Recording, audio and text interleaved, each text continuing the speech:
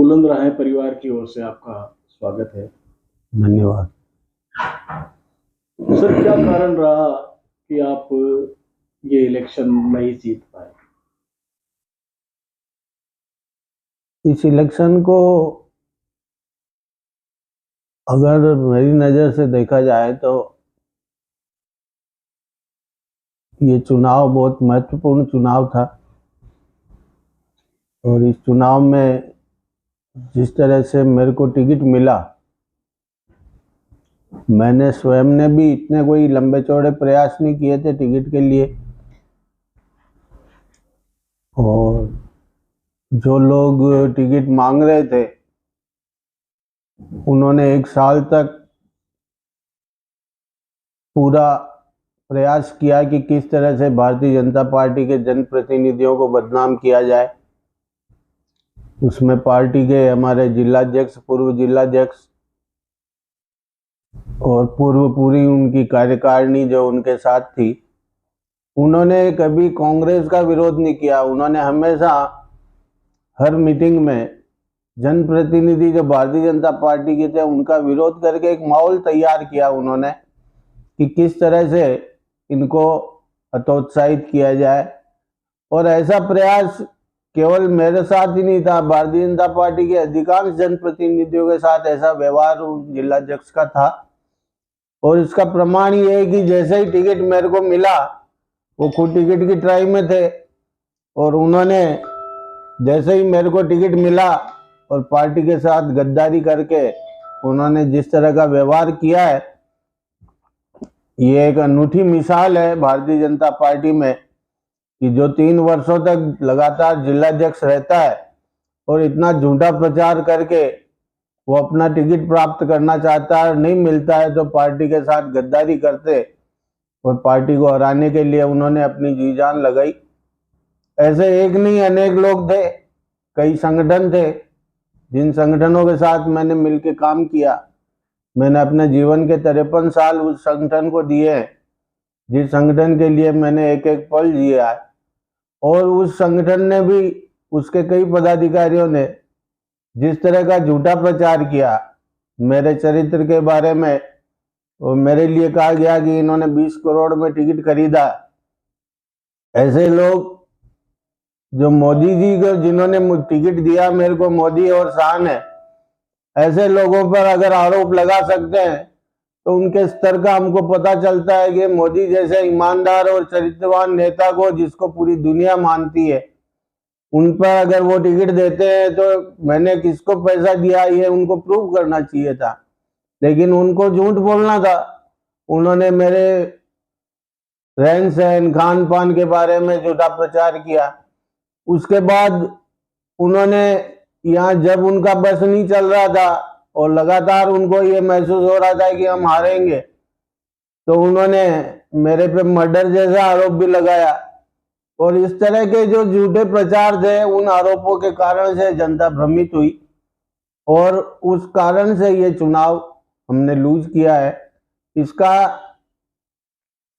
एक कारण और है कि वर्तमान जिले के पदाधिकारियों को भी हमारे जो मातृ संगठन है उनके पदाधिकारियों ने ऐसे अनर्गल दबाव डाले, तुम्हारा करियर खराब कर देंगे, तुम्हारा भविष्य बर्बाद कर देंगे।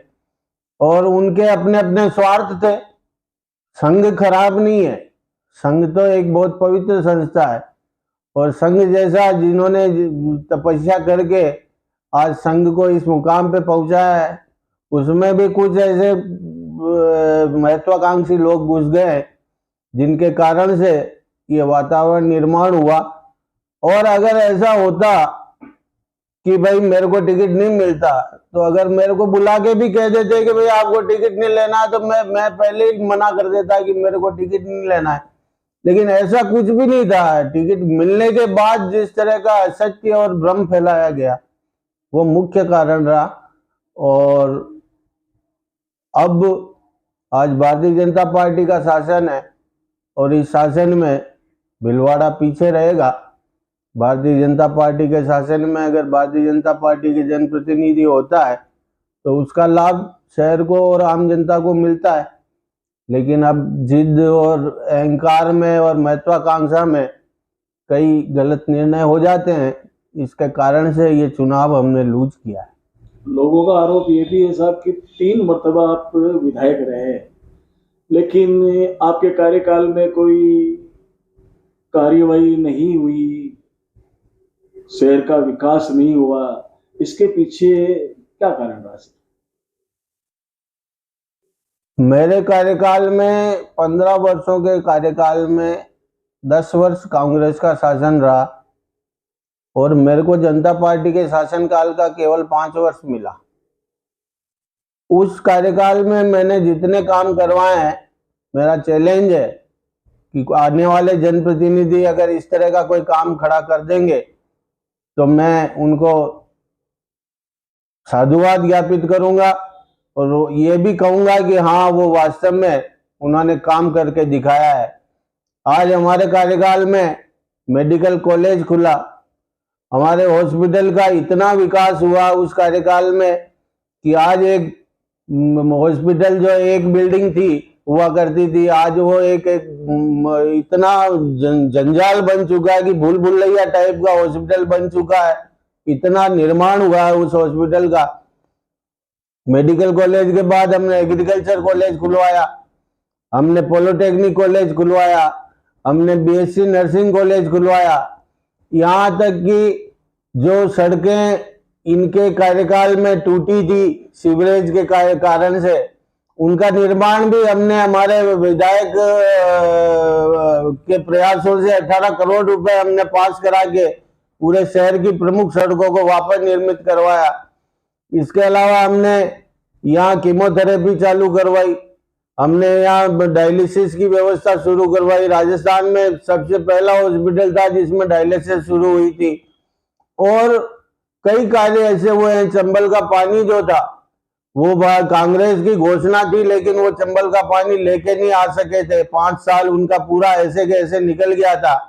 हमने भारतीय जनता पार्टी के शासन में उस भीलवाड़ा शहर को चंबल का पानी 3 साल लगातार मेहनत करके चंबल के पेयजल की उपलब्धता करवाई। आज भी मैं ये दावे से कह रहा हूं कि 15 साल निकल गए उस चंबल की घोषणा को, पूरे जिले में पानी पहुंचाना था। आज भी 4 विधानसभा क्षेत्र अछूते पड़े हैं जो भारतीय जनता पार्टी के शासन में हमने मेहनत करके जो पानी लेके आए।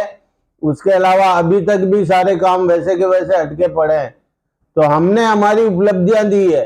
हमने पेयजल के क्षेत्र में बहुत बड़ा काम किया है भीलवाड़ा शहर के लिए, शिक्षा के क्षेत्र में किया है, चिकित्सा के क्षेत्र में किया है, और हमने हमेशा हिंदुत्व के लिए प्रयास किया है और सनातन के लिए प्रयास किया है। कोई एक बच्चा ये नहीं कह सकता जो भ्रम फैलाया गया कि ये तो मुसलमानों का पार्टनर है और ये फलाना ढीगड़ा। मैं उन सबको चैलेंज देता हूं कि वो एक भी अपना आरोप सिद्ध करके अगर दिखा देंगे तो वो जो कहेंगे वो सजा में भुगतने को तैयार हूं। लेकिन इस तरह का जो वातावरण निर्माण किया गया ये केवल चुनाव के लिए किया गया, और चुनाव हारने जीतने के लिए, और जिस तरह से चुनाव में पैसा बहाया गया है विरोधियों की तरफ से और जिस तरह से लोगों की खरीद फरोख्त हुई है, वो उसके कई कारण हैं इस चुनाव को हमको लूज करने के।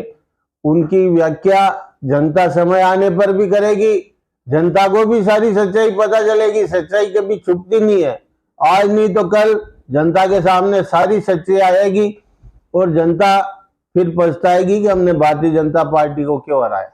लोगों का आरोप ये भी है साहब कि 15 वर्ष के अंदर भीलवाड़ा की जनता ट्रैफिक जाम की समस्या से जूझ रही है। उनकी एक मांग थी कि रेलवे फाटक के पास एक ओवरब्रिज का निर्माण हो, वो अब तक नहीं बन पाया। इसके पीछे का कारण क्या रहा? रेलवे की ओवरब्रिज की डिमांड उनकी नहीं थी, ये कल्पना ही मेरी थी। 10 वर्ष पूर्व जब जिंदल यहाँ आया था और जिंदल को कांग्रेस शासन में फ्री में पानी दिया गया था, जब चेयरमैन हमारे ओम जी नारायणवाल हुआ करते थे या नगर परिषद के, उन्होंने जो जिंदल को पानी चाहिए था वो पानी फ्री में दे दिया था राजनीतिक दबाव के कारण से। उसको मैंने विरोध करके और विरोध के बाद विधानसभा में मुद्दा उठा के मैंने ये तय करवाया कि वापस बोर्ड बैठक करके आप वहां तय करोगे, जो शर्तें आपको करनी है वहां बैठ के बोर्ड की बैठक में तय करोगे। सारी मीडिया के सामने ये ओवरब्रिज का पहला बार परिकल्पना ही मैंने रखी थी और 30 करोड़ रुपए उसमें अमाउंट लिखा हुआ है समझौते में, जो जिंदल के साथ करार हुआ है नगर परिषद का, उसमें 30 करोड़ रुपए का अमाउंट लिखा हुआ है कि जिंदल 30 करोड़ रुपए लगाकर ओवरब्रिज का निर्माण करेगा। तब जाके ये गंदा पानी हमने दिया था और उसके बाद 60 लाख रुपए प्रति माह नगर परिषद को जिंदल देगा, जिसके कारण से उनकी साफ सफाई और पार्कों का देखरेख की व्यवस्था करेगा। इस तरह का जो समझौता करवाया वो मैंने अपने संघर्ष से करवाया था और आज तक 10 सालों से लगातार नगर परिषद को वो 60 लाख रुपया मिल रहा है। और नगर परिषद ने जब दबाव डाला और मैंने विधानसभा में 3-3, 4-4, 5-5 बार मुद्दा उठाया, ध्यानाकर्षण प्रस्ताव लगाया, इस अपनाने शुरू कर दिए नहीं बनाने के लिए, तो मैंने विधानसभा ध्यानाकर्षण में मंत्री से स्पष्ट जवाब लिया कि जिंदल को बनाना पड़ेगा। और उसके बाद आदेश जारी हुए, रेलवे की एनओसी उसके बाद जारी हुई और रेलवे ने जब 21 लाख रुपए का एक लेटर निकाला कि भाई डीपीआर के लिए आप 21 लाख रुपए जमा करवाओ, तब जिंदल की आंखें खुली कि अब तो हमको पैसा देना ही पड़ेगा, ये 30 करोड़ रुपया।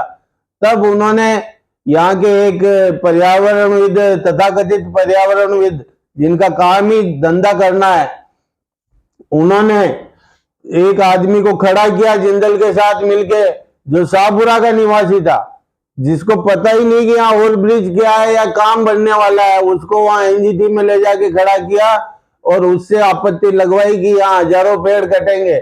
उसके बाद एनजीटी ने बिना सोचे समझे यहाँ स्टे दे दिया और स्टे के बाद उसका फैसला कर दिया। इसके कारण से ओवरब्रिज अटका हुआ है। मैंने तो इतना प्रयास किया है, मेरा रिकॉर्ड उठा के देख लीजिए आप विधानसभा का, कि मैंने कम से कम 10 बार इस मुद्दे को वहां विधानसभा में उठाया, तब जाके ये आया और जिंदल ने षड्यंत्र पूर्वक वहां एनजीटी में जाके इसको रोक लगवाई। अब क्या प्रोग्रेस रही थी आपके टाइम में?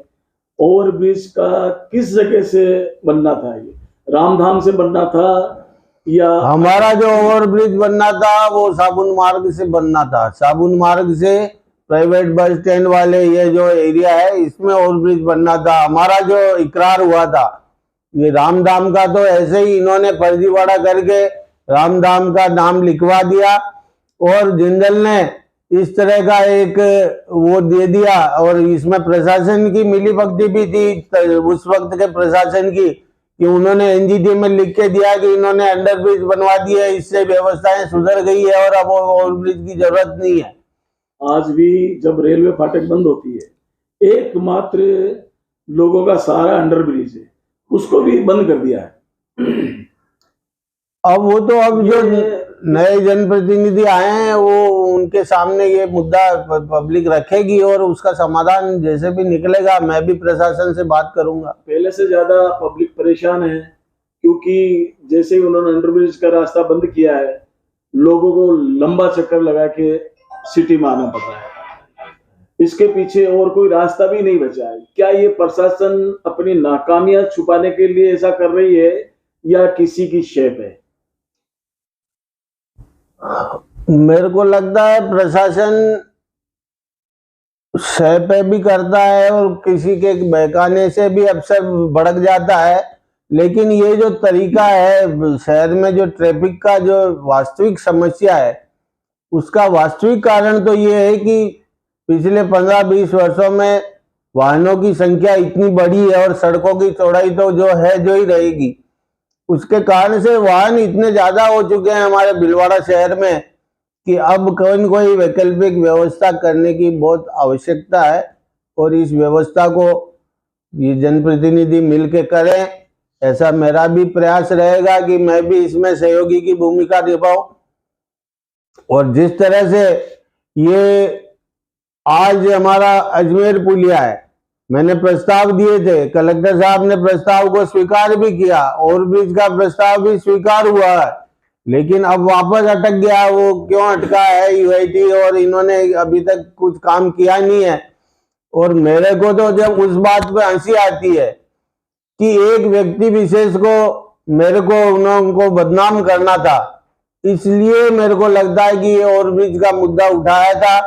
अब ओवरब्रिज को जनता भी भूल चुकी है और ये जनप्रतिनिधि भी भूल चुके हैं और अब कोई आवाज नहीं उठाता है। अब मैं विश्वास दिलाता हूं कि मैं सरकार से प्रयास करूंगा कि ये ओवरब्रिज बने, अजमेर पुलिया चौड़ी हो और मैं दिल्ली जब हमारी नई सरकार बन जाएगी और उसके जो ट्रांसपोर्ट मिनिस्टर हैं, जो पीडब्ल्यूडी मिनिस्टर बनेंगे, उनसे हम एलिवेटेड रोड भीलवाड़ा शहर में बनवाने का प्रयास करेंगे। ये साबुन मार्ग से ओवरब्रिज कैसे संभव होगा? आगे बहुत सी बिल्डिंगें हैं, क्या यह संभव है कि ओवरब्रिज साबुन मार्ग से निकले?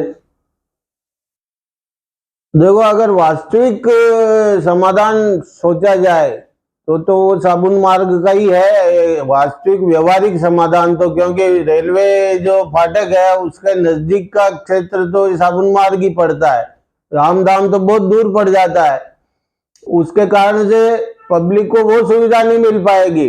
लेकिन आपस में बैठ के चर्चा करके जो बिल्डिंग्स हैं उनकी व्यवस्था कैसे करें, उनको मुआवजा दें या जो भी व्यवस्था करें, ये प्रशासन को देखने की और जनप्रतिनिधियों के देखने की बात है।